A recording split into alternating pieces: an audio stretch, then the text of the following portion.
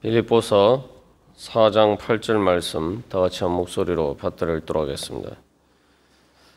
끝으로 형제들아 무엇에든지 참되며 무엇에든지 경건하며 무엇에든지 옳으며 무엇에든지 정결하며 무엇에든지 사랑받을 만하며 무엇에든지 칭찬받을 만하며 무슨 덕이 있든지 무슨 기림이 있든지 이것들을 생각하라. 아멘. 우리가 어제 이 말씀을 통해서 경건의 덕에 대해서 살펴보았습니다. 그래서 이 경건의 의미와 관련해서 또 우리가 이 한 가지 더 살펴볼 것은 또 우리에게 적용해 볼 문제는 이 중심의 문제입니다. 그 중심의 문제가 뭐냐? 그래서 이 경건하며라는 말이 하나님을 섬긴다, 예배한다는 말에서 나왔고, 그래서 또 한글 성경에서 정중하다, 신중하다, 뭐 단정하다, 뭐 이런 여러 가지 표현으로 이제 번역된다고 우리가 나누었습니다.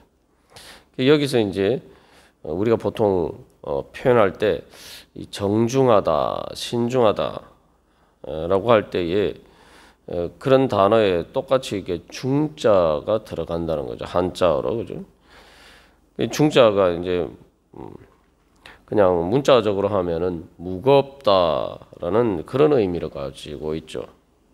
그래서 이 신중하다는 말 가볍게 행동하지 않고 이 조심스러운 것, 쉽게 행동하는 것. 또 정중하다는 말은 점잖고 엄숙하다.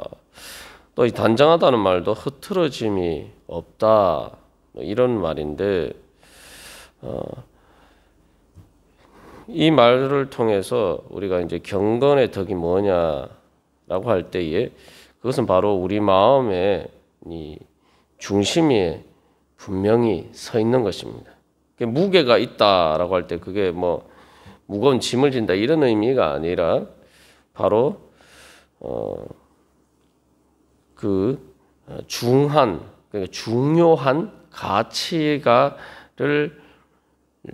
내 안에서 실현된다. 이게 무슨 말이냐? 그 경건하다는 것은 한마디로 말하면 이 뭔가 이렇게 하나님의 존재를 느끼게 하는 바로 그 거룩한 신적인 권위가 바로 나타나는 것. 그게 바로 이제 경건입니다. 이제 그럴 때에 그 신적인 권위라고 할 때에 바로 하나님의 그 가장 중하신, 그래서 우리가 하나님을 내 마음과 뜻과 정성과 힘을 다해서 목숨을 다해서 사랑하라라고 하는 것은 하나님이 나에게 가장 중요한, 우리에게 가장 중요한 이 가치가 되기 때문이죠. 그렇게 우리가 하나님을 중하게 여기고 섬길 때에 우리 안에 자연스럽게 경건의 자세가 나타나게 됩니다. 그냥 겉으로 뭐 거룩한 척 한다고 해서 이 경건이 아니라 내가 바로 하나님을 섬기고 하나님을 사랑하고 하나님께서 말씀하시는 그 가치를 추구할 때에 우리가 바로 경건하게 되는 것이죠. 그래서 이 우리가 신적인 권위가 우리 가운데 나타난다라고 할 때 그 바로 성령 충만하게 될 때에 바로 사람들이 예수 믿는 사람들을 바라볼 때에 뭔가 다른 사람들하고는 틀리다. 그래서 다른 일반 사람들과는 틀린 뭔가 이 하나님의 그러한 거룩함이 그러한 것들이 풍긴다. 이런 인상을 받는 것이죠. 그래서 이 성령 충만이라고 제가 말씀을 드렸는데 성령 충만도 차고 넘친다라는 그런 의미인데 우리가 구약 성경에서 이 하나님의 영광이다라고 할 때 그 영광이라고 번역된 카보드라는 말은 문자 그대로 하면 무겁다라는 의미도 가지고 있어요. 그래서 우리가 이제 한자에서 중하다, 중자를 써서 그 표현할 때는 하는 것과 마찬가지입니다. 실제로 이제 영어 번역에서도 이것을 그래서 비슷한데 이 경건을 다른 곳에서는 그래비티라고 해가지고 번역하는 경우가 있어요. 그래서 그래비티라는 말은 중력을 의미합니다. 중력. 그 문자 그대로 하면은 이제 자연과학에서 말하는 중력, 무게 뭐 이런 것을 의미하기도 하는데, 그게 이제 또한 마치 우리가 무거울 중자를 써서 신중하다, 뭐 정중하다 이런 표현을 쓰는 것처럼 바로 영어에서도 이제 그런 식으로 번역합니다. 그래서 이제 중력이라는 게 뭡니까? 중력이라는 게 무거운 물체가 다른 그 가벼운 물체들을 끌어당기는 힘이죠. 그래서 이 경건이라는 것은 하나님 안에서 그 중요한 가치, 하나님의 영광이 우리 가운데 임재할 때 우리가 경건하게 되는 거예요.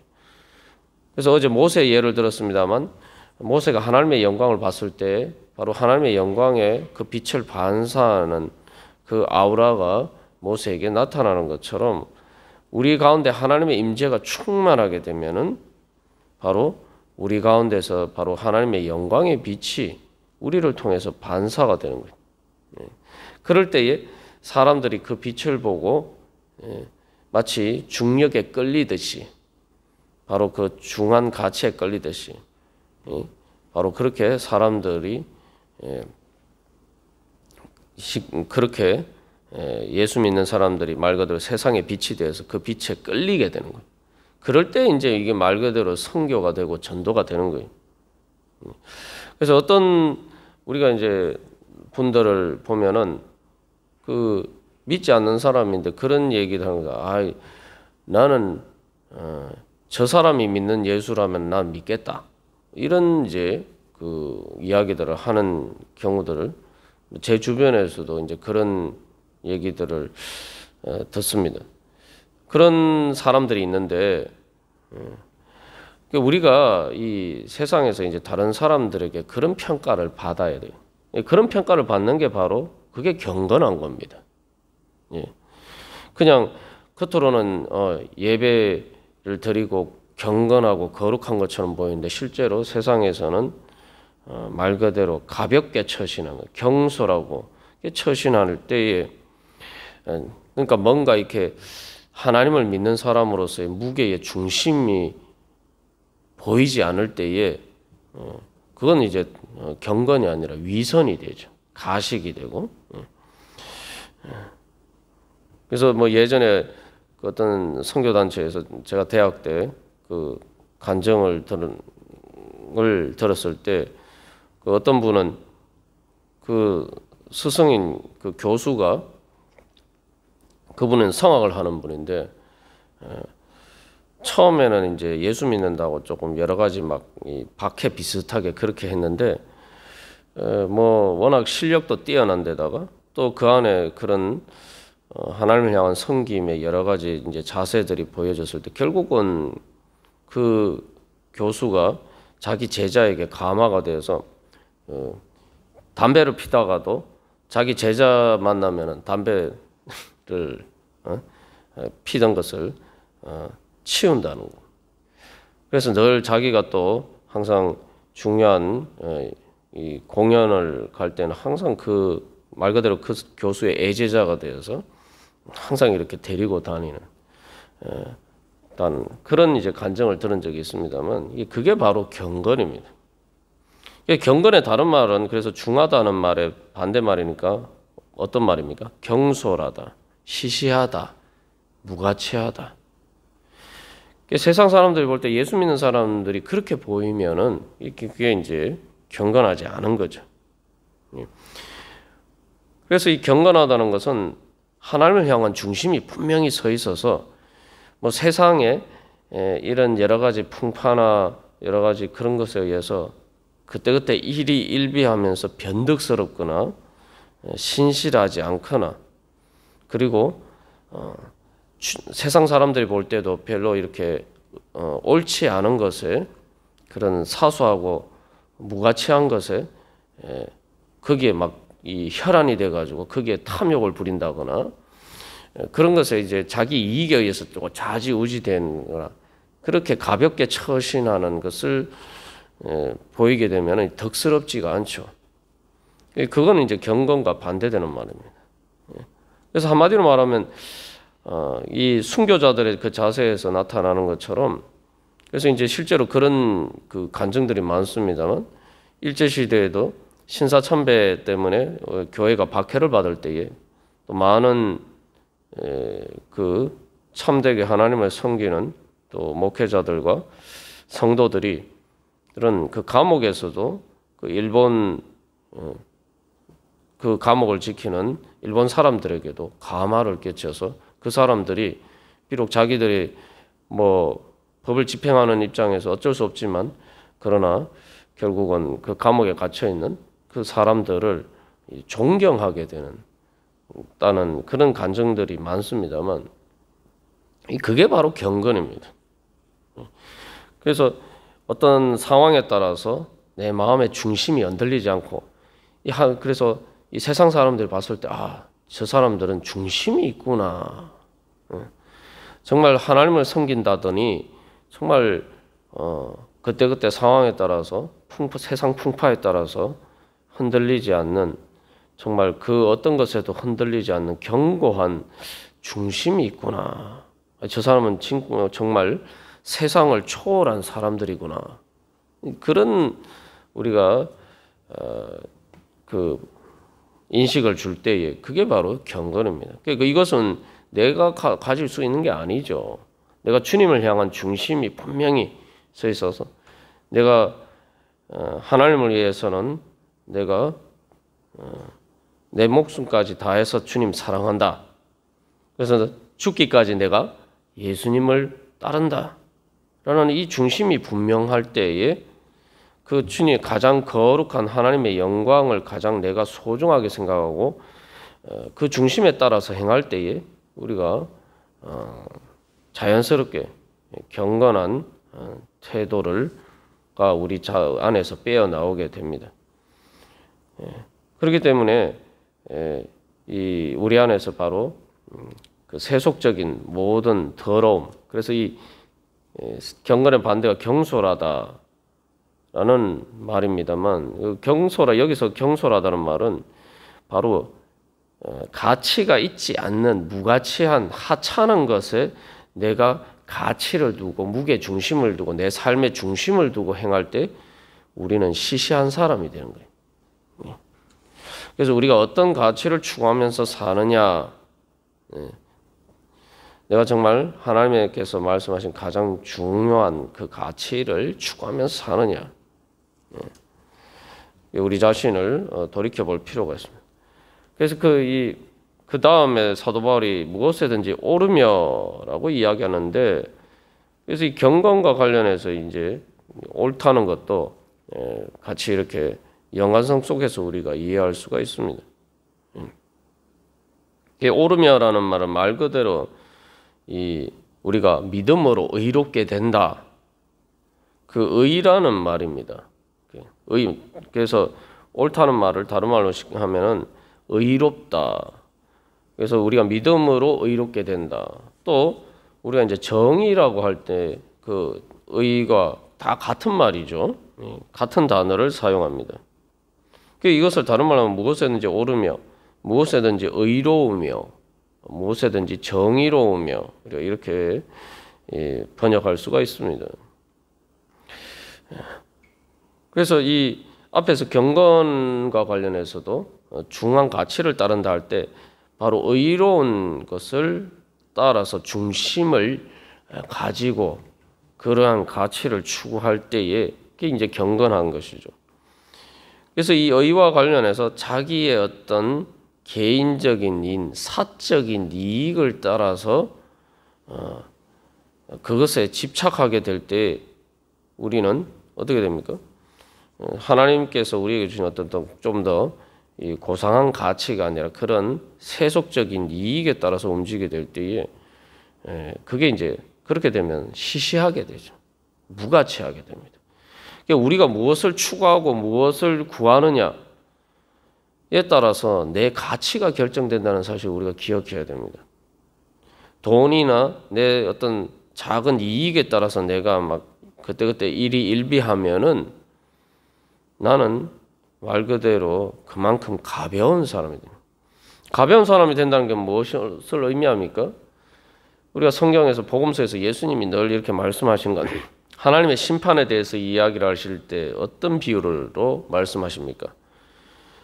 이 가을에 이제 추수를 한 다음에 채질을 하죠. 채질이란 게 뭡니까? 이렇게 바람이 부는데 이렇게 채질을 하면은 가벼운 것, 쭉정이는 날아가 버리고 알곡만 남게 됩니다. 그래서 거기서 이제 그 쭉정이와 그를 걸러내는 역할을 하는데 바로 예수님께서는 그 비유를 들어서 하나님의 심판을 바로 그렇게 말씀하시죠. 그러니까 우리 안에 우리가 쭉정이가 되면은 바로 결국 하나님의 심판을 받아서 버려진다. 지옥불에 던져진다. 그 예수님께서 그렇게 말씀하십니다. 우리가 그 말씀을 들을 때 내가 하나님 앞에서 알곡이 되어야 되겠다. 그런데 그 알곡이 뭐냐? 바로 그 심판의 바람이 불었을 때에 날려가지 않는 무게가 있어야 돼요. 그 무게가 뭐냐? 그게 바로 경건이고 내 안에 바로 가장 중요한 하나님을 내 소중한 가치로 여기고 그 하나님의 영광을 따라서 살 때에 내가 알곡이 되는 거예요. 내가 예수 믿는다고 하면서 구원받았다고 하면서 내가 세상의 가벼운 이익, 하나님의 그런 영광에 비하면은 하찮은 것들을 따라서 우리가 살다 보면 우리 삶이 쭉정이가 됩니다. 그러면은 하나님의 심판을 피할 수가 없는 거죠. 사도 바울이 이 빌립보서 3장에 우리가 계속 이제 기회 모시바크에도록 계속 나누었습니다만 모든 것을 해로 여겨 내 주 그리스도 예수를 아는 지식이 가장 고상하기 때문이다. 내가 그를 위하여서 모든 것을 잃어버리고 배설물로 여기면 그리스도를 얻기 위함이다.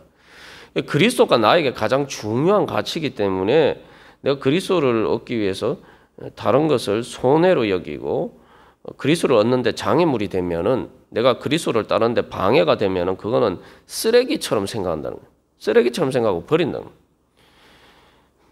그럴 때 우리가 이제 알곡이 될 수가 있는 거죠. 근데 우리가 다른 것들을 얻기 위해서 내가 예수 그리스도를 따르는 것을 포기하게 되면은 바로 예수 그리스도의 의를 따르는 것을 포기하게 되면은 뭡니까? 내가 바로 그 예수 그리스도에 비하면은 말 그대로 배설물과 같은 쓰레기 같은 그런 것에 내 가치를 두는 거예요. 그러면 나의 가치가 그만큼 낮아지는 거예요. 내가 돈을 그만큼 사랑하면은 내가 하나님보다 돈을 더 사랑하면은 돈이 내 가치가 되는 거예요. 근데 인간은 돈보다 더 귀한 존재죠. 하나님의 형상이라면. 근데 내가 돈에다가 내 가치를 두면은 나는 바로 돈이 사라질 때에 내 가치도 사라지게 됩니다. 그 돈보다 더 귀한 하나님의 형상을 잃어버리게 되죠. 결국 그것이 바로 하나님의 의를 따르지 않는 것이 되는 거죠. 하나님의 의라는 것은 옳다는 것은 기본적으로 내가 따라야 될 걸 따르는 거죠. 나에게 중요한 정말 가치가 무엇인지를 알고 그것을 따르는 것이 바로 옳은 것이고 의라는 거죠. 세상의 정의의 개념도 보면은 내가 무엇을 따라야 되느냐 그 기준이 우리가 그런 관점에서 생각해 보면 주어집니다. 그래서 그런 것을 따르느냐 따르지 않느냐는 바로 내 가치가 결정됩니다. 그래서 하나님께서는 우리가 죄인임에도 불구하고 우리를 귀하게 여기셔서 바로 우리를 의롭게라고 봐주시고 그렇게 하나님의 의 가운데로 불러주셨습니다. 그렇기 때문에 오늘도 우리가 주님 앞에 기도하면서 나아갈 수가 있는 것이죠. 그래서 우리가 오늘 이 새벽에 주님 앞에 나온 것도 하루에 첫 시간을 드린 것도 그거 아닙니까? 주님이 나에게 가장 중요한 가치다. 그래서 내가 이제 그 주님께 가치를 두고 주님께 중심을 두고 그 중심에 따라서 내가 오늘도 살겠습니다. 우리가 결단하면서 그래서 이 하루의 첫 시간을 드리는 겁니다.